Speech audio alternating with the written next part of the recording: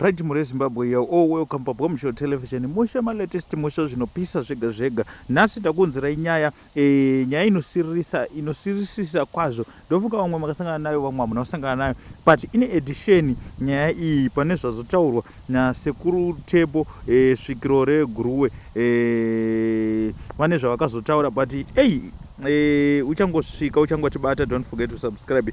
Kusubscribe mahara pamusoro television nekuti tichingonza nyaya dzakasiyana siyana, nyaya dzinopisa, nyaya dzinosemesa, nyaya dzinosiririsa, nyaya dzinobatanidza ukama. Ndofunga mukaona mapictures ari kubuda apa iNash headquarters yakatsva zvekusvika pakupera. Ndofunga muri kunyatsoona mapictures anosiririsa pakaipa, vakambotraya but kudzima, but ndofunga mukaona Nash mutarisa kunyatsotarisa aunyatsoona kuti yei it's a great loss. Tongoti very sorry kuna Mr. Nash mutarisi, munhu angori bo kuvanhu vese. Ndofunga tinozviziva, munhu anongopromota zvisina kupokana, zvisina kana godo mukati, munhu asingarwadziwe nevanhu, but yei vanhu vangazosvika pakurwadziwa nawo hatisi kuziva kuti vanhu here vakakonzeresa kana kuti ingoro accident yakaitika. Zvinoziva kuti kazhinji zvinowanika, but kazhinji panowakwa zvinhu izvi pane pakaitwa zvakawanda zvekuratidza kuti zvekupreventa moto, mafire extinguisher anenge aripo hobo, but pane zvakaitika hobo izvozvo tazvitaura tazvinzwisisa.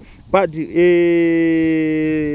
Sekuru Tembo svikiro reguruve vane zvavakazotaura, vakanzi panyika vazukuru muzvizive kuti mushonga uriko panyika. Chandiri kuda kuti tinasha mutarisi anditumire madota epakatsva pacho. Vane zvavada kuita, vane zvavari kufungira kuti pane vanhu vakaita zvozvo vakatadzira tinashe mutarisi, so anzi atumire madota. Nyaya zhinji iri mucomment section.